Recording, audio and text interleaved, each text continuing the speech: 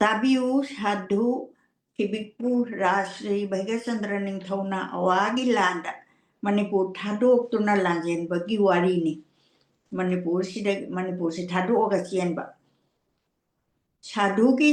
चरित्रनी हाइदुना दोस लोबिगनु मखागी वारी सी इजरक लगे पाबिउ ताबिउ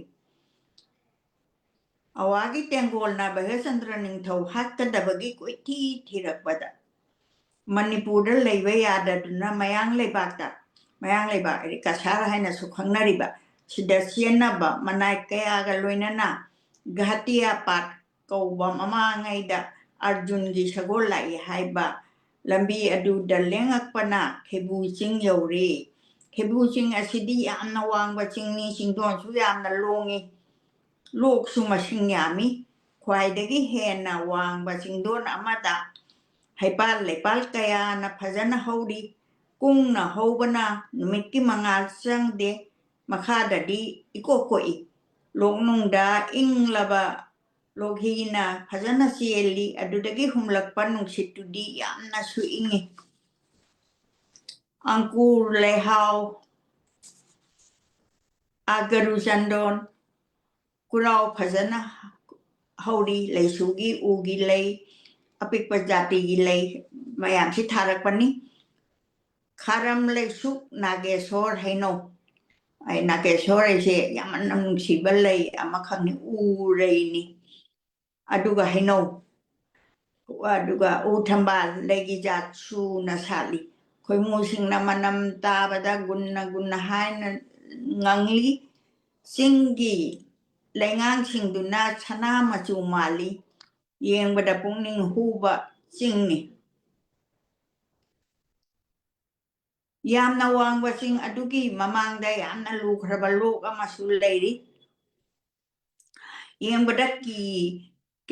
kinaba lokni lok tugi lukumda nungso amana thindok tuna lei adugumba चिंगदोन अदुदा भैगचंद्र निंगथौदो थुंगलरे चिंगदोन अदुदा फमलगा अवा पोथारी निंगथौना मणिपुर बु येंगलगा खंजल थोकना तेंथारी मादि अदु मनपुर ले यादना सेलकपदो अदुदा निमान मपुंग नुंगसिबदो मिलुदगी सेंथरकपा पीतना हचांग पुम चोली अवाबा खांगबा ngamdraduna हन कपली हिंगना हाइरई हे मा मणिपुर अखोई बु पोपीबी मा मणिपुर लेहोरोको लाइबक थीबा नसादी विदेश की वांग मलान खरगे हे मा मणिपुर इमा की तंपाक असिदा नसा Amo हलकनी हलकलरोय हाइबा ngamdre aina halaktrabadi nasa aina gyan tarakpadagi wasaktuna lepchakiba amadi ngamlamdana siba tari mana yang pamjakiba bidi nongdam thibana ni manipur ningthau oiraga Sri Govindagi Murti nirupon taujaraga mandir amatang sajaduna lengsilaga nintigi seba oijage aduga ras ngasan nabasanda ibungoda Satranandan ibungoda kathoke mingna manipur Sri Radha Govinda kaujage ibungogi nanai oijaduna nitigi mandir Taijaduna punsi lenjage ningjababu nongdam thiba budhina mana tamlamdaba tarabara hai duna onthok na awabani ko egi iraiba mathang ai dagi pankiba ibudho pakhang bana singba ningthau kaya di manipur da poklaga manipur da sibani raibak thiba bhagachandra hakti migi mi raibak ta siu haina tam kharboire awabani he nongdamba ase hairaga chingdonda phamlaga kapna kari hairakle ha govinda prananath ibungo gi ningjabadagi mama pokta bina tanthoklaba bhakta dhrubana ujan paki ningthau khubambu khangyaki Bhagachandra aina bhakti leitaba na ningba punamak thungdabani adumnadi oiraga ai asibu asumang khagadra Saki amatang di yang lage nungso asida pairaga khausage ta khausage มณีปูนิงเทาโอยระกะใบกษันตรกิเสบาตอพิดาวไลระบดีใบกษันตรนัสเสบาตอวัดบไลระบดีเขาชารอนชูนาชาบังอมันบิวเสบางามลอยดาวไลระกะดีโลอาศิดัตตาระกะเซฮลูเฮยดาวปะขังใบบุงอราสบุตรไลระกะสีดระสนุไลตระกะนัสสีระสนุถวายปามุระรอยอาศัยหายระดุนันหนึ่งทองนันตาปะอามาไประกะหนึ่งโชอาศัยหนึ่งโชดกมาทักแต่เรียกเกรกบวินดาครมละกะคุดุมารีวางนะทรงละกะตาเขาชาลักเล็กมาดูอุบัติประจาสิงนั้นหนึ่งเท่าบุหิงกันนี่หนึ่งนาทีเด็กโกวินดากิเท่ายามนะคุณนามไซส์ดานาเขาชาบลอยเร่อดุดันหนึ่งเท่านักขลีบัวเท่ายาลิเลยไปไอ้มายามนะสู้ฮาราวนาเร่นงานบักอามุขเขาชาลักเล็กลำบีดาเขาคุณดาซานะนับปวดนิรูบัดปิรักตบัดกีหนึ่งเท่านะชาบตวิชาบดุกิมาให้นาเขาคุณดอเขาจิกพาวว่าปานาวถึงนาวตาแต่ว่าสิงห์มาโวยนะเลยเขาริเลยริอามุกลาปดาฮิรัมบัดเดสยาวเรมามาไงดาปันโดมังานะซากิยุไม่จักปดกิเชลักละกะเลยรัมบะมาพัมดุนีมาดูดังทุงละเรมาพัมมาดูดาจันทรบังฉันนั่นหนึ่งเท่าโอยดูนะปาลีรามจันทรโกวามันนั่นหนึ่งเท่าโอยมหาราณีดีगरीबनी वाल की मसाए मा प्रभावती नरानी ओय भगचंद्र की दी मनेनी अदुगुंबा मागी मा मगी कोनुंगदा भगचंद्र निंथौ माइथोंग लांगसिनना मागी प्रजा सिंगा लोइनना चंगलई भगचंद्र उबदा रामचंद्रना तरामना व्यवहार तौदुना कौशलई वारी कया सानरे निंथौ लेनना बा सेम सादुना नुआयना लेहनख्रे निंथौ की लेनना बा अमक सेमीबाเลยหันเครนุเมคารณีกิมาตุงดาพานุมติมหาราณีกิมานาบาบานันดาการานีคารกทงละเรมายามาดุนเบกสันดานึงเท่าอุปดกับตุนาอวากิมาปอกยาตังคีนึงเท่านาสุนนะไฮกับละกันนุเฮมรานีประจาปุณมังคารดีว้าวไฮนะโซนตังครบนีสิโกบินดากินงดัมนีवारगा सोना पीरी ने न खनबदो नौरीबा मधुचंद्र लाबना चंद्र आंगांग अनि मणिपुगी प्रजा कयागा लोइना ना वाना फाखरे आईगी मरमगी प्रजासु अवाबा इपाक्ता तारे हा गोविंदा इबुंगो असु अवाबा अमा अइंगोंदा पीरे थोलिबा थौदो असि कनादा वारोरुनी नहानुकी मपोक्ता आइन तौजकिबा कर्मगी महैदो हौजिक aina sarabani ai khangle ningthauna mukkasu prajabu themjili laina tamba matung inna ai khoi na tawba tabani ningthau amu khaluraga mitagi pitana hare awabani karino aina warilse matamadu da bhanumati rani ga ningthau gona galai tabiu maharaja hojik ase mapuk phatraba khelei nungdang tilheibana Manipur मदी मोरंग अनि tuna निंथौ ओइख्रे दुलभ Sai Ram नसिंबसु Awana हात हौरे खलुबदा हौजिखे हिंबगी कानाद्रे महाराज सीबना हेना फरबनी मसी हाइदुना महारानी कयाना मसा अनिबु कौरदुना कपलरे लाबना चंद्र हा मधुचंद्र इमाबु हुंदोक्तुना नखोय अनि ना अवाले बाक्ता चखरे नखोय अनि बु हिंगलम खिगेदरा शिरमगदरा पाव इत्रा ताद्रे दको निंगथौ अहिंग नुंथिल नुमिथा बुगो मियंजबनी हे बिदि ओंथो नवाना तममी दको मितकी पी कंगदना लेमाइदा ओना थोइना तेंथा दुना कपली भगचंद्र निंथौना मनिंग थुंगना कफलबा तुंगदा रानी बुथेम जिल्ले खामजिल्ले हे रानी कपलगनु श्री गोविंदना सानरिबा लीला ngaktani che hairamlaga ningthauna luktuna wakhal tawrei ranigi awaba manipurgi prajana karamna legaba khalubada wadaba ngamkhide asomna leirakpana numit kayani hokhare ishorgi nongdamna leipak ase chak tangba haibadu oire leibakki awabadu ubada nongmadi bhagasandrana magi loinabasing wa tanaragle leipak ase asida leibase chak tangba numit khudingi mi khudingmak chara hele aduna masida leibase ikaire kari tawsige khano aina tabada asamgi tekhau leibakta di chak hongi haina ta asamgi tekhau leibakta aduga sargadeva ningthausu aigi marupni maduda leirubana setpa chaba ningba thungane hana khalle ningthaubi wasi tabada prajasingna hangali he maharaja bungo sana pungning apambadu tawbiu maharajna phare haibadu aikhogi su aphabani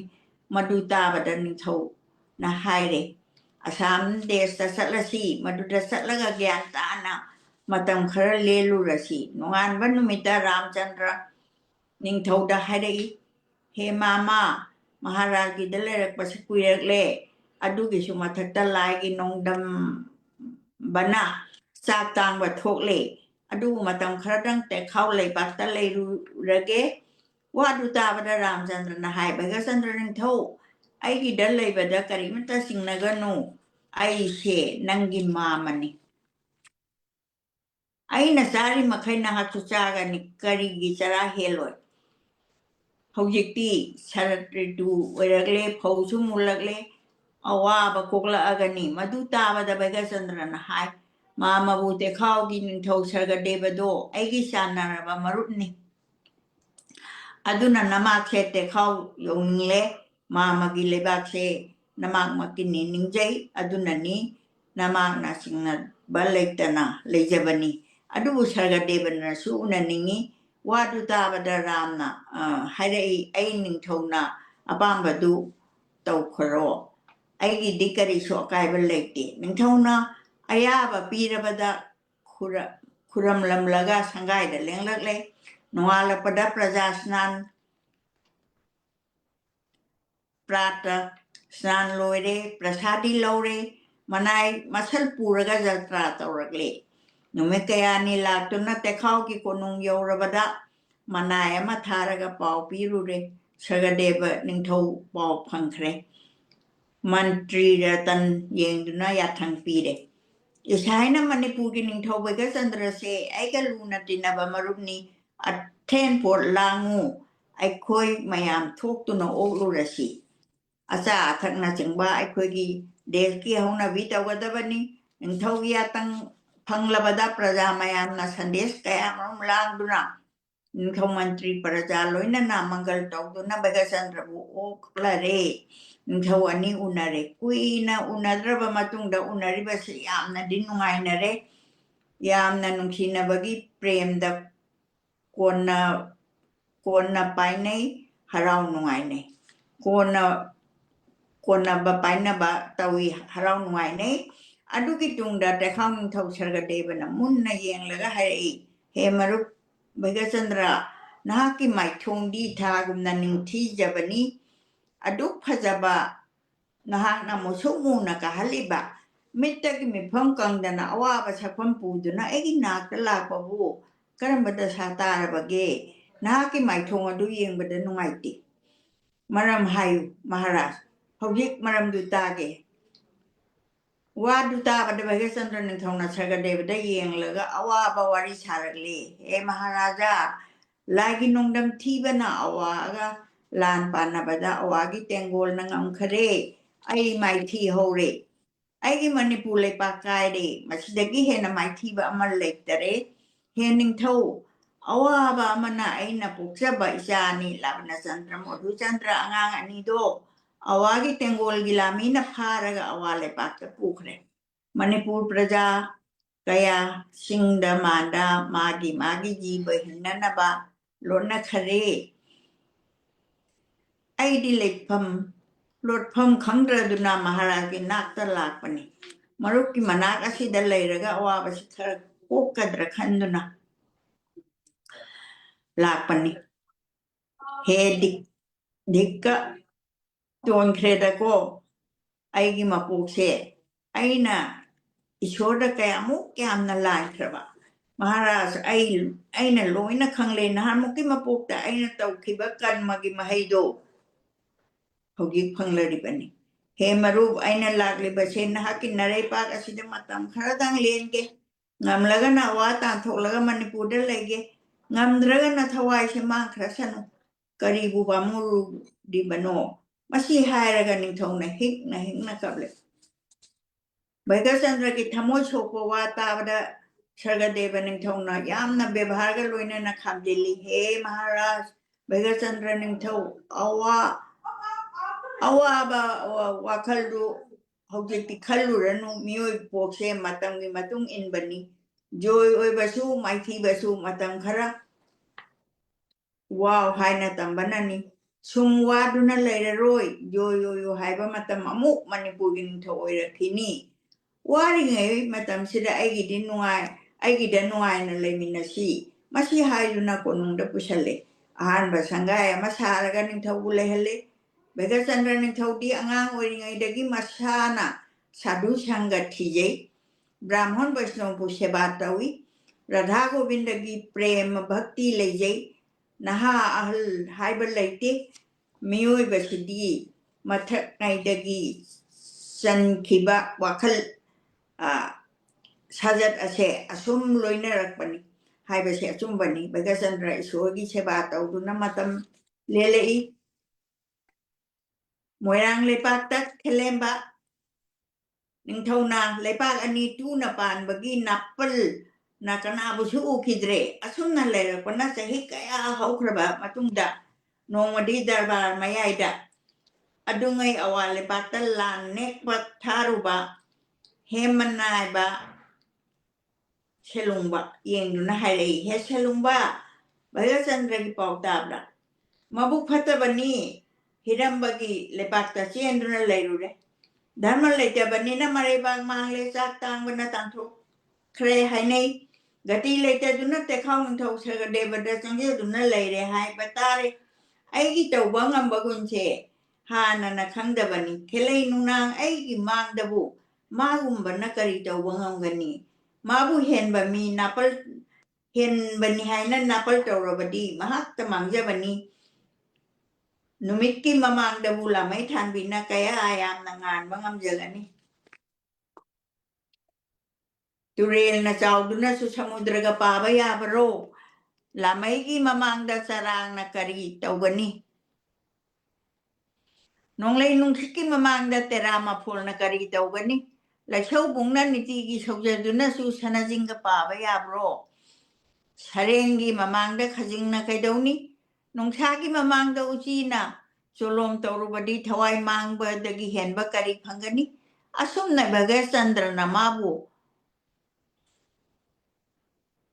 ꯃꯥꯕꯨ ꯍꯦꯟꯕ ꯑꯩꯕꯨ ꯈꯪꯗꯕꯗꯒꯤ ꯍꯧꯖꯤꯛꯇꯤ ꯀꯔꯤ ꯊꯣꯛꯂꯦ ꯍꯧꯖꯤꯛꯇꯤ ꯑꯩꯕꯨ ꯃꯥꯅ ꯈꯪꯂꯔꯤꯅꯤ ꯃꯥꯒꯤ ꯃꯉꯛ ꯃꯥꯒꯤ ꯃꯥꯡꯉꯨ ꯍꯥꯏꯕ ꯖꯨꯛꯇꯨ ꯌꯧꯔꯛꯇꯨꯅ ꯃꯕꯨꯗꯤ ꯃꯥꯡꯈꯤꯕꯅꯤ ꯑꯁꯨꯝꯅ ꯁꯚꯥ ꯃꯌꯥꯝ ꯃꯃꯥꯡꯗ ꯈꯦꯂꯦꯝꯕꯅ ꯑꯩ ꯃꯉꯥꯏꯔꯦ ꯍꯥꯏꯅ ꯅꯥꯄꯜ ꯇꯧꯗꯨꯅ ꯉꯥꯡꯉꯤ ꯈꯦꯂꯦꯝꯕꯅ ꯅꯨꯄꯥ 10 ꯀꯧꯁꯜꯂꯤ ꯅꯈꯣꯏ 10 ꯇꯦꯈꯥꯎ ꯂꯩꯕꯥꯛꯇ ꯆꯠꯇꯕ ꯌꯥꯗ꯭ꯔꯦ ꯑꯁꯤ ꯍꯥꯏꯔꯒ ꯆꯤꯊꯤ ꯑꯃ ꯏꯔꯦ ꯑꯗꯨꯒ ꯄꯤꯔꯦ ꯆꯤꯊꯤ ꯑꯗꯨꯗꯤ ꯁꯔꯒꯗꯦꯕ ꯅꯤꯡꯊꯧꯗ ꯆꯠꯂꯨ ꯂꯝꯕꯤꯒꯤ ꯆꯥꯅ ꯊꯛꯅꯕ ꯚꯟꯗꯥꯔꯗꯒꯤ ꯄꯨꯈꯣ ꯚꯟꯗꯥꯔꯗꯤ ꯃꯣꯏ ꯆꯥꯅꯕꯒꯤ ꯀꯩꯅꯣ ꯃꯐꯝ ꯑꯆꯧꯕ ꯂꯤꯗꯅ ꯊꯝꯕ ꯃꯣꯏꯔꯥꯡ ꯅꯤꯡꯊꯧꯒꯤ ꯎꯄꯥꯏꯇꯧ ꯍꯥꯏꯅ ꯆꯤꯟꯅꯁꯨ ꯍꯥꯏꯌꯨ ꯅꯤꯡꯊꯧꯗ ꯈꯨꯔꯝꯂꯒ ꯀꯠꯂꯨ ꯆꯔꯟ ꯈꯨꯔꯝꯂꯒ ꯆꯤꯊꯤ ꯄꯨꯔꯒ ꯆꯠꯈꯤ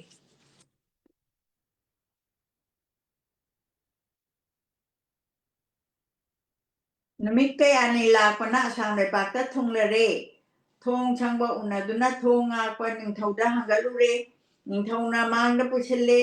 ꯅꯤꯡꯊꯧꯒꯤ ꯃꯥꯡꯗ ꯆꯪꯗꯨꯅ ꯈꯨꯔꯝꯂꯦ ꯍꯪꯒꯠꯂꯤ ꯃꯍꯥꯔꯥꯖ ꯏꯕꯨꯡꯉꯣ nanay khoi Manipur moirang dagini machi moirang thauda kalakpa chichi ni hairaga chichi du katle ningthona mantri da pirau marol kari haina irali banota chi mantri na chithi si saju maju haidok tu na chithi du ningtho praja mayam ta na na balaw na parale matang khuding makta mangol oiriba he asam gi ningtho maharaj da ina chithi bija kibani maramdi maharaj na sana konungda luna yoktuna thamliba bhaigachandra do asengba ningthogi I nate mahato mi hatpa takati taku takati ni ahanbada aigi lebakta sahi kaya lerami aina mabu nungsiduna yoktuna thamlambani mahangna lona misang khomlaga aibu ningthau khubam mulnaba tharang toramle mana tangjaba tokjaba pa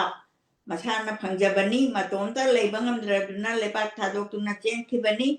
maharaj magi mo mato aduda luna thamlibado matam kharagi matungda nahaki khubam soidana laukigani maram aduna mahakto thuna manghanna bahotna Hataba midi yang nabanin di sastra naha Rajniti da haiba mod ama hajage munasabiu yang naba midi aigi yumda laktu nasulu na tau du nasu pija pitak patau khate yang naba mi cha pija rabadi aigi karimangi haibada mangal magun mingsat asina singba mangje mingondagi aremba charaga punchi lengani khaliba misakto Kubag ani onthoktuna matcha mudra gumbani adumna hainaba lei mioi mapua se chaba haibase amangba amani yeknaba mi di tongana thamgadabani atopa ama oina yeknaba mi adubu luna puja tauba yeknaba mi du dan tauba mahai kari su leite aigi tes mangal mangi masigi wafama se balmiki mahamuni na haiki maramaduna Bhaigachandra haiba nupado Fattaba mini luna pija pithakuna thamlugano yamna thuna mahakwa hatoko narebaki yengna bathamdana nuai na palu sumaina mo haijal nangi aigi yengna ba asibu sikharbadi nahaka ehaka marup oiduna parminagani maharagu marup ki premda hajabani dekhau nthau Kelem bagi chithi waro tarabada du tara duna oini oiro kari mata haidana na koi chakro haina thaki mantri na makoi tara lambi jana ba pihalaga du sing du morang yo halaga kelem bada pau tamki somda ningthau darbar kaina duna praja sing dihana khare mantri kharadi konung manungda pusilaga singna wa mukhanaki Ningthawna hogdorai hai patra mantri sing ngasi khelemba ningthawna piragliba chithi asi da hairagliba marol asidi tabada aidi wakhal mamle kari thui na khoina bichato na mahangna marupni haiduna aigi phamda sangjaragle ayhangna su nahaku marup amagi bebhar kaidana nahaku thamle khelei nungnang ningthawgi wa asi karamna logani hojikki maralchu mahaki maralchu leite masimaktani yengarakani haiduna mahaku karamna hatani hatpa tarbadi marup hatpagi pap vishwas kahata pap ani di phangba taido maram asina khalurabade ai budi mamle wakhal thoktre patra mantri na khoina kari tawsige haibado munna amta khalo ningthawgi yathang tabada mantri singna munna khanaraga hangalale he maharaj aikhoina khanabada apamba amatang di leire masi maharaj da hangachage tabiyu phelembagi chithi asina asumbo rabadi Bhaigachandra ningthawase hatpada dos leire roi khali hatpada dos leitraba shastrana atatai taruk piri maharaj taruk adudi yumai tharamaba sinanaba haiduna hu haplamaba hatkadabagi makhuta khulai paiduna thoraklaba lau inkhol mullaraba rani da bebhar kairaklaba ꯍꯥꯏꯔꯤꯕ ꯇꯔꯨꯛ ꯑꯁꯦ ꯍꯥꯠꯄꯗ ꯄꯥꯞ ꯂꯩꯔꯔꯣꯏ ꯀꯩ ꯃꯆꯥ ꯌꯣꯛꯄꯒꯨꯝꯅ ꯃꯇꯝ ꯀꯨꯏꯅ ꯃꯍꯥꯔꯥꯖꯅ ꯌꯣꯛꯇꯨꯅ ꯊꯝꯂꯨꯔꯕ ꯆꯀ꯭ꯔꯤ ꯇꯧꯔꯛꯇꯨꯅ ꯂꯩꯕꯥꯛꯁꯤ ꯃꯨꯜꯂꯛꯄ ꯊꯣꯛꯂꯕꯗꯤ ꯈꯨꯗꯣꯡꯊꯤꯕ ꯊꯣꯛꯂꯛꯀꯅꯤ ꯃꯔꯝ ꯑꯗꯨꯅ ꯆꯤꯊꯤꯒꯤ ꯋꯥꯍꯩꯁꯤꯡ ꯑꯁꯤ ꯑꯁꯦꯡꯕ ꯑꯣꯏꯔꯕꯗꯤ ꯚꯩꯒꯆꯟꯗ꯭ꯔꯁꯦ ꯑꯇꯇꯥꯏꯅꯤ ꯃꯥ ꯍꯥꯠꯄ ꯇꯥꯕꯅꯤ ꯃꯟꯇ꯭ꯔꯤꯁꯤꯡꯒꯤ ꯋꯥꯗꯨ ꯇꯥꯕꯗ ꯅꯤꯡꯊꯧꯅ ꯍꯥꯏꯈꯤ ꯃꯟꯇ꯭ꯔꯤꯁꯤꯡꯅ ꯍꯥꯠꯂꯕꯗꯤ ꯍꯥꯏꯕꯗꯨ ꯑꯩ ꯌꯥꯔꯦ ꯃꯑꯣꯡ ꯀꯝꯗꯧꯅ ꯅꯤꯡꯊꯧꯕꯨ ꯍꯥꯠꯀꯗꯒꯦ ꯃꯗꯨ ꯇꯥꯕꯗ ꯃꯟꯇ꯭ꯔꯤꯁꯤꯡꯅ ꯍꯪꯒꯠꯂꯤ ꯃꯍꯥꯔꯥꯖꯕꯨ ꯚꯩꯒꯆꯟꯗ꯭ꯔ ꯍꯥꯠꯀꯗꯕ ꯃꯑꯣꯡꯗꯣ ꯍꯪꯒꯠꯆꯒꯦ ꯇꯥꯕꯤꯌꯨ ꯃꯅꯤꯄꯨꯔꯒꯤ ꯅꯤꯡꯊꯧ ꯍꯥꯏꯕꯁꯦ ꯊꯥꯡꯉꯩꯁꯦꯡꯕ ꯄꯥꯈꯪꯕꯒꯤ ꯙꯥꯔꯥꯅꯤ ꯕꯤꯁꯅꯨꯒꯤ ꯁꯛꯇꯤꯅꯤ ꯑꯆꯨꯝꯕ ꯑꯃꯅ ꯅꯤꯡꯊꯧ ꯍꯦꯛꯇ ꯑꯣꯏꯕ ꯑꯆꯝꯕ ꯑꯃꯅ ꯅꯤꯡꯊꯧ ꯍꯦꯛꯇ ꯑꯣꯏꯕ ꯌꯥꯕ ꯅꯠꯇꯦ ꯑꯗꯨꯅ ꯅꯤꯡꯊꯧꯒꯤ ꯙꯥꯔꯥ ꯁꯦꯡꯉꯤ ꯁꯦꯡꯗꯦ ꯍꯥꯏꯕꯒꯤ ꯃꯒꯨꯟꯁꯨ ꯌꯦꯡꯈꯤ ꯃꯣꯏꯔꯥꯡ ꯅꯤꯡꯊꯧꯒꯤ ꯋꯥꯍꯩꯁꯨ ꯃꯥꯡꯍꯟꯒꯨꯝꯁꯤ ꯃꯗꯨ ꯇꯥꯕꯗ ꯅꯤꯡꯊꯧꯅ ꯍꯥꯏ ꯍꯦ ꯃꯟꯇ꯭ꯔꯤ ꯄꯨꯝꯅꯃꯛ ꯍꯥꯠꯀꯗꯕ ꯍꯥꯏꯕꯗꯣ ꯍꯥꯏꯌꯨ ꯍꯥꯠꯀꯗꯕ ꯍꯥꯏꯕꯗꯣ ꯍꯥꯏꯌꯨ ꯇꯥꯒꯦ ꯌꯥꯅꯤ ꯌꯥꯔꯣꯏ ꯌꯦꯡꯒꯦ ꯋꯥꯗꯨ ꯇꯥꯕꯗ ꯃꯟꯇ꯭ꯔꯤ ꯑꯃꯅ ꯍꯥꯏꯔꯛꯏ ꯃꯍꯥꯔꯥꯖ ꯃꯔꯝꯕꯨ ꯍꯪꯒꯠꯆꯒꯦ ꯇꯥꯕꯤꯌꯨ ꯃꯍꯥꯔꯥꯖ ꯑꯩꯈꯣꯏꯒꯤ ꯂꯩꯕꯥꯛ ꯑꯁꯦ ꯑꯉꯥꯎꯕ ꯁꯥꯃꯨ ꯂꯝꯁꯥ ꯑꯃ ꯂꯩ ꯆꯨꯝꯅ ꯆꯥꯎꯕ ꯁꯥꯃꯨ ꯅꯠꯇꯦ ꯃꯄꯥ ꯂꯩꯇꯅ ꯆꯥꯎꯕꯅꯤ ꯑꯗꯨꯒ ꯆꯨꯝꯅ ꯆꯥꯎꯕ ꯉꯥꯎꯕꯁꯨ ꯅꯠꯇꯦ ꯃꯍꯥꯔꯥꯖ ꯃꯤꯈꯣꯟ ꯇꯥꯕ ꯌꯥꯗꯦ ꯍꯦꯛ ꯎꯕꯒ ꯐꯪꯗ꯭ꯔꯤ ꯐꯥꯎꯕ ꯇꯥꯟꯅꯗꯨꯅ ꯍꯥꯠꯂꯤ ꯃꯍꯥꯔꯥꯖꯅ ꯚꯩꯒꯆꯟꯗ꯭ꯔꯕꯨ ꯈꯨꯠꯂꯥꯏ ꯌꯥꯎꯗꯅ ꯐꯥꯎ ꯍꯥꯏꯕꯤꯌꯨ ꯃꯗꯨꯗ ꯏꯀꯥꯏꯕꯗꯒꯤ ꯐꯥꯒꯦ ꯍꯥꯏꯅ ꯍꯥꯏꯒꯅꯤ ꯑꯗꯨ ꯑꯣꯏꯔꯕꯗꯤ ꯁꯥꯃꯨꯅ ꯁꯣꯏꯗꯅ ꯍꯥꯠꯇꯨꯅ ꯁꯤꯖꯔꯅꯤ ꯃꯍꯥꯔꯥꯖꯅ ꯃꯥꯅ ꯃꯩꯇꯩ ꯅꯤꯡꯊꯧ ꯁꯦꯡꯂꯕꯗꯤ ꯁꯥꯃꯨꯁꯤ ꯂꯥꯏꯅ ꯐꯥꯕ ꯑꯣꯏꯁꯅꯨ ꯂꯥꯏꯒꯤ ꯁꯥꯈꯤ ꯌꯦꯡꯁꯤ ꯚꯩꯒꯆꯟꯗ꯭ꯔꯅ ꯑꯁꯦꯡꯕ ꯂꯥꯏꯒꯤ ꯃꯆꯥ ꯑꯣꯏꯗꯨꯅ ꯁꯥꯃꯨꯁꯤ ꯐꯥꯕ ꯊꯣꯛꯂꯕꯗꯤ ꯈꯦꯂꯦꯝꯕꯒꯤ ꯆꯤꯊꯤ ꯑꯁꯤ ꯂꯥꯜꯂꯦ ꯍꯥꯏꯕ ꯃꯌꯦꯛ ꯁꯦꯡꯅ ꯈꯪꯂꯦ ꯑꯗꯨꯅ ꯃꯍꯥꯔꯥꯖ ꯀꯔꯤꯁꯨ ꯆꯤꯡꯅꯒꯅꯨ ꯁꯥꯈꯤ ꯌꯦꯡꯊꯣꯛꯁꯤ ꯑꯗꯨꯒ ꯃꯍꯥꯔꯥꯖ ꯁꯥꯃꯨ ꯐꯥꯒꯗꯧꯔꯤꯕ ꯃꯐꯝꯗꯤ ꯑꯇꯩꯗ ꯐꯥꯍꯟꯕ ꯌꯥꯗꯦ ꯀꯣꯅꯨꯡꯒꯤ ꯃꯄꯥꯜ ꯀꯥꯡꯖꯩꯕꯨꯡ ꯑꯁꯤꯗ ꯒꯣꯔ ꯁꯥꯔꯒ ꯁꯥꯃꯨꯁꯤ ꯊꯥꯖꯤꯟꯒꯗꯕꯅꯤ ꯃꯅꯨꯡ ꯑꯗꯨꯗ ꯚꯩꯒꯆꯟꯗ꯭ꯔꯕꯨ ꯊꯥꯖꯤꯟꯗꯨꯅ ꯂꯩꯕꯥꯛ ꯄ꯭ꯔꯖꯥ ꯄꯨꯝꯅꯃꯛ ꯈꯪꯅ ꯐꯥꯍꯟꯁꯤ ꯁꯅꯥꯌꯥꯊꯪ ꯄꯤꯕꯤꯌꯨ ꯚꯩꯒꯆꯟꯗ꯭ꯔꯅ ꯁꯥꯃꯨ ꯐꯥꯔꯕꯗꯤ ꯃꯣꯏꯔꯥꯡ ꯅꯤꯡꯊꯧꯒꯤ ꯆꯤꯊꯤ ꯂꯥꯜꯂꯦ ꯑꯗꯨꯒ ꯑꯩꯈꯣꯏꯅ ꯃꯣꯏꯔꯥꯡ ꯅꯤꯡꯊꯧꯕꯨ ꯍꯥꯠꯄ ꯇꯥꯕꯅꯤ ꯑꯍꯥꯟꯕꯗ ꯑꯆꯨꯝ ꯑꯔꯥꯟ ꯌꯦꯡꯈꯤꯕ ꯃꯇꯥꯏꯗꯣ ꯃꯍꯥꯔꯥꯖ ꯄꯇ꯭ꯔ ꯃꯟꯇ꯭ꯔꯤꯁꯤꯡꯒꯤ ꯋꯥꯁꯤ ꯇꯥꯕꯗ ꯅꯤꯡꯊꯧꯅ ꯁꯥꯗꯨ ꯁꯥꯗꯨ ꯍꯥꯏꯅ ꯊꯥꯒꯠꯂꯤ ꯑꯩꯒꯤ ꯃꯟꯇ꯭ꯔꯤꯁꯤꯡ ꯑꯁꯦ ꯂꯩꯕꯥꯛ ꯑꯃꯒꯤ ꯃꯟꯇ꯭ꯔꯤ ꯑꯣꯏꯕꯗ ꯃꯇꯤꯛ ꯆꯥꯏ ꯑꯁꯤ ꯍꯥꯏꯔꯒ ꯅꯤꯡꯊꯧꯅ ꯃꯅꯥꯏ ꯑꯃ ꯚꯩꯒꯆꯟꯗ꯭ꯔꯕꯨ ꯀꯧꯅꯅꯕ ꯊꯥꯈꯤ ꯃꯅꯥꯏꯅ ꯍꯪꯒꯠꯇꯨꯅ ꯇꯦꯈꯥꯎ ꯅꯤꯡꯊꯧꯒꯤ ꯃꯅꯥꯛꯇ ꯄꯨꯔꯛꯂꯦ ꯑꯁꯣꯟ ꯊꯥꯗꯨꯅ ꯐꯝꯍꯜꯂꯤ ꯅꯤꯡꯊꯧ ꯂꯦꯡꯂꯛꯄꯒꯤ ꯍꯧꯅꯕꯤ ꯄꯨꯖꯥ ꯇꯧꯏ ꯚꯩꯒꯆꯟꯗ꯭ꯔ ꯅꯤꯡꯊꯧ ꯍꯪꯂꯛꯏ ꯃꯍꯥꯔꯥꯖ ꯑꯩꯕꯨ ꯀꯧꯕꯤꯔꯤꯕꯒꯤ ꯃꯔꯝ ꯀꯔꯤ ꯈꯟꯅꯒꯗꯕ ꯂꯩꯕꯤꯕꯒꯦ ꯇꯥꯕꯗ ꯁꯔꯒꯗꯦꯕ ꯅꯤꯡꯊꯧꯅ ꯍꯥꯏ ꯍꯦ ꯃꯍꯥꯔꯥꯖ ꯑꯩꯅ ꯀꯧꯖꯕꯗꯤ ꯑꯇꯩꯒꯤ ꯅꯠꯇꯦ ꯃꯔꯝꯗꯨ ꯍꯥꯏꯖꯒꯦ ꯑꯩꯒꯤ ꯂꯩꯕꯥꯛ ꯑꯁꯦ ꯁꯤꯀꯥꯔꯤ ꯍꯩꯕ ꯀꯥꯡꯕꯨꯅ ꯑꯉꯥꯎꯕ ꯁꯥꯃꯨ ꯑꯃ ꯐꯥꯔꯛꯂꯦ ꯁꯥꯃꯨ ꯑꯁꯦ ꯁꯖꯥꯎꯒ ꯑꯣꯏꯕꯅꯦ ꯃꯉꯥꯎꯒ ꯊꯤꯅ ꯉꯥꯎꯕꯅꯦ ꯃꯤꯈꯣꯟ ꯇꯥꯕ ꯌꯥꯗꯕ ꯃꯤꯁꯛꯁꯨ ꯎꯕ ꯌꯥꯗ꯭ꯔꯤ ꯃꯍꯥꯔꯥꯖꯅ ꯂꯩꯔꯤꯉꯩ ꯑꯁꯤꯗ ꯑꯥꯏꯟ ꯇꯥꯅ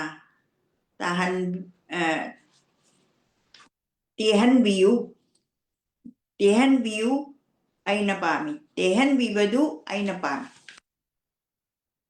ꯑꯩꯒꯤ ꯄ꯭ꯔꯖꯥꯅ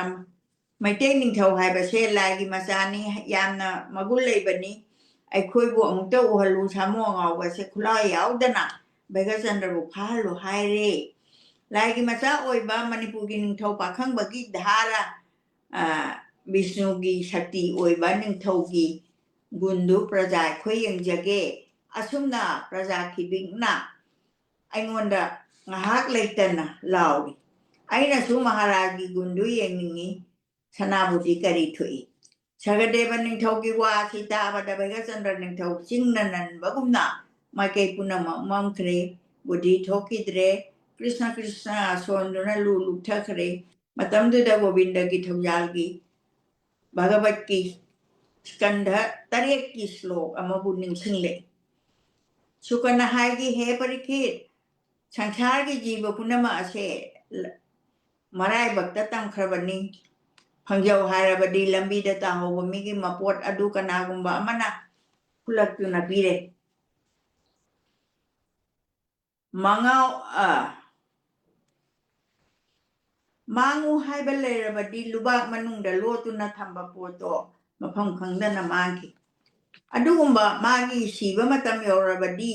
लोतुना हिंगदे मतम न यौद्रबदी सीबा याबा खोंगहुमदगी सुनानथुई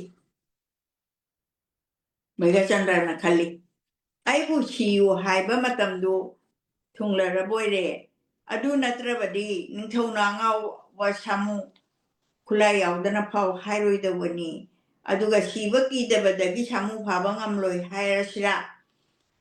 अदुनासु अयसे अमर ओइगदबसु नत्ते सही जामगी मनुंगदा अइसे सोइदना सीगनी सामु असिगी मखुत्ता सीयु तमलमलबदी फना चेंसिनदुनसु यारोय सोइदना सीगनी लोतुनसु यारोय सोइदना सीगनी सीनबगी मरमदी भगवान ननी फरे अदु मंगायरे सीरबसु मागी चरण कोलगा सीखरगे सीखलगा श्री गोविंद की चरण बुचे न कोलगा तेखाव निंथौ येंगलगा हायरई हे सगदेव निंथौ हायगे निंगबद विष्णु सोनगदबा वाबु निंथौना लाइना हायख्रेदो फरे महाराज ngasimakti haiganu hayengi numita phage phabatadi rangastal ama semlo mahaki praja punamak yengninge haibado miyamgi mangda gor manungda samudu phage masi hairam laga Bhaigachandra ningthona magi sangai tamna lenglakhi lambi ukhide wakhalna khong thang ba thokide phagumba maithungdo ingang hengangi Sri Hari ki charon buchi na konjai he Bhagavan nahakti taibang jiva oina pangal laitrabagi pangal ni nanai Bhaigachandra aigi gati laitre ibungo nahaki thaujal mangaire ibungo da sangya banatan na tolabagi di kanada sangya gani he thaujal hai bai ibungo nanai ge awaba samudra sigi अमुक्तदी लांथोपियो असुमना Khanna लाकपना मागी लेफम योरे निंथौगे अवाबा माइथों अदु उबदा मयामदो अवाबा अमा ओइनखि निंथौ आसनदा लेंसिलगा फमले मित्तपीगी इरासेली मधुरा उबदा रानी ना हंगलई महाराज निंथौना कौखिबदु करी मरमगिनो सेंगना अमुक्तदे हाइबियो ताबदा निंथौ हिंगना कपलगा सुमना हाय हे रानी प्रजा पुनमक नखोइगा एगा उन्नगदबसे ngasi khakta mangaire hayeng nongalabadi aibu nakhoina uba phanglaroido masi hairaduna kanadre aina tawjabana aina phangbani mayamna marang hanglaklabada ningthauna hai ningthauna hayeng ase magi angawba samudo khulai audana phau haire angawba samu minam taba yadraba samu अदुबु खुला यावदना फाव हाइरिबसिदी आइबु सिरुरो हाइबनी मियोइबसे मागी मतम न योरलबदा सियंदुना हिंगदे हाइबदु असुमबनी आइसु फागे हाइरमले बिधिना तमख्रब नोंगदमनी वासे हाइरमलगा निंथौ वांगां खिदरे असोमदा कमदौना सरगदेव निंथौना प्रजा सिंगदा थौदाकी प्रजा मयाम चंगदुना core सेमदनबगी उवा kaya yanduna poragले achwa u kaklaga makai marida yungle asangba u phairaga yolina lengdana basiana punchili makai amada ningthau mantri singna phamna naba sagai sai akoi beda praja miyamna phamlaga kumai yengna naba chemi matamatuda ningthauna sagol pauche lo haiki manai kayana Sagol टोंगलगा Assam की प्रजा सिंताना नब पाउसेली तारो तारो प्रजा पुनम हयेंग नोंग हेंगान बदा रंगस्थल लागलगा कुमई येंगलुराव नुपी अंगांग अहल खाक्तना Young हौरुरो Bhaigachandra निंथौना अंगाव बसामु फाबला कदौडिये ꯁꯦꯟꯅ ꯏꯟꯅꯕ ꯂꯩꯇ꯭ꯔꯒꯅ ꯅꯤꯡꯊꯧꯒꯤ ꯄꯨꯀꯩꯗꯒꯤ ꯂꯧꯔꯣ ꯂꯥꯎ ꯑꯁꯨꯝꯅ ꯄꯥꯎ ꯆꯦꯟꯈꯔꯦ ꯑꯗꯣ ꯄꯥꯎ ꯑꯁꯤ ꯃꯊꯪ ꯃꯊꯪ ꯁꯟꯗꯣꯛꯈꯤꯕꯅ ꯑꯁꯥꯝꯒꯤ ꯃꯤꯄꯨꯝ ꯈꯨꯗꯤꯡꯃꯛ ꯊꯨꯡꯅ ꯇꯥꯟꯅꯈꯤ ꯁꯣꯝꯗꯅ ꯀꯝꯗꯧꯔꯤ ꯅꯨꯃꯤꯠ ꯇꯥꯔꯛꯂꯦ ꯅꯨꯃꯤꯗꯥꯡ ꯃꯇꯝ ꯑꯣꯏꯔꯛꯂꯦ ꯚꯩꯒꯆꯟꯗ꯭ꯔ ꯅꯤꯡꯊꯧꯅ ꯈꯜꯂꯤ ꯑꯩꯅ ꯇꯧꯕꯅ ꯑꯩꯅ ꯐꯪꯕꯅꯤ ꯑꯋꯥꯕꯅꯤ ꯑꯋꯥꯕꯅꯤ ꯇꯣꯟꯈ꯭ꯔꯦꯗ ꯃꯤꯑꯣꯏꯕꯒꯤ ꯃꯄꯣꯛ ꯑꯁꯨꯛ ꯋꯥꯕ ꯃꯄꯣꯛ ꯑꯁꯤꯕꯨ ꯅꯨꯡꯉꯥꯏꯕꯅꯤ ꯈꯟꯗꯨꯅ ꯂꯩꯔꯤꯗꯣ ꯑꯋꯥꯕꯒꯤ ꯂꯥꯟꯐꯝꯗ ꯃꯥꯏꯊꯤꯔꯦ ꯃꯤꯔꯩꯕꯥꯛ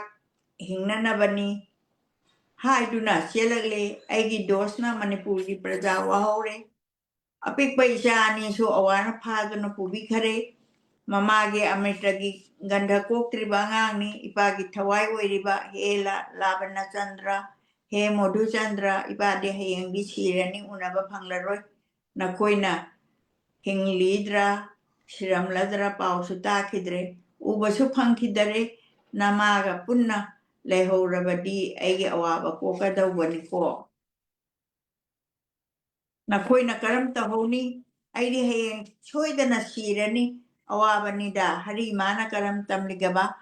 ꯑꯩꯅ ꯁꯤꯔꯝꯗꯥꯏ ꯑꯁꯤꯗ ꯅꯈꯣꯏ ꯑꯅꯤꯕꯨ ꯎꯅꯤꯡꯉꯤ ꯅꯈꯣꯏꯗ ꯄꯥꯡꯒꯜ ꯂꯩꯇ꯭ꯔꯕꯤ ꯅꯃꯥꯁꯤꯗꯪ ꯁꯤꯟꯅꯔꯝꯂꯕꯗꯤ ꯑꯩꯒꯤ ꯋꯥꯈꯜ ꯅꯨꯡꯉꯥꯏꯒꯅꯤ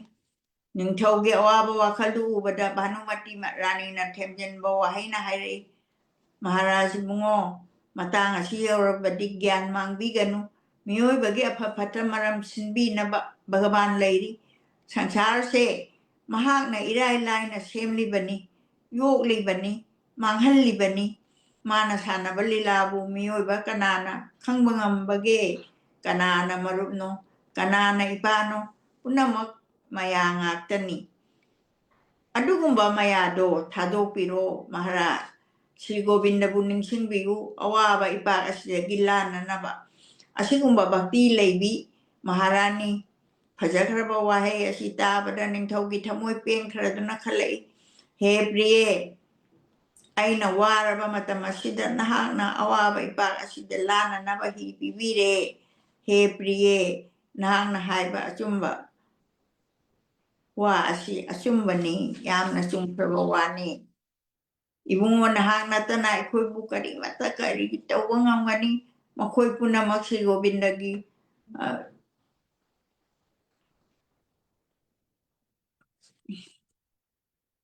ꯄꯨꯝꯅꯃꯛꯄꯨ ꯈꯣꯏꯔꯝꯖꯔꯤ ꯄꯨꯝꯅꯃꯛꯄꯨ ꯈꯣꯏꯔꯝꯖꯔꯤ